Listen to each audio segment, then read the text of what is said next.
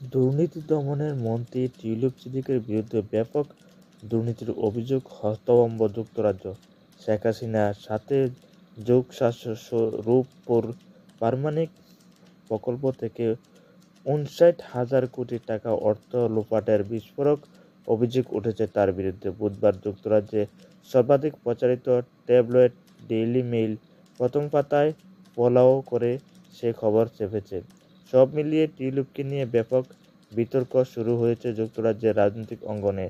পুতিনের সহায়তায় নির্মিত পারমাণবিক বিদ্যুৎ প্রকল্পে ৪ মিলিয়ন পাউন্ড ঘুষ নেওয়ার অভিযোগে তদন্তের মুখে কিয়ের স্টারমার দুর্নীতির মন্ত্রী টিউলিপ সিদ্দিক ও তার পরিবার শিরোনামের এই তদন্ত প্রতিবেদন প্রকাশ করে ডেইলি মেইল।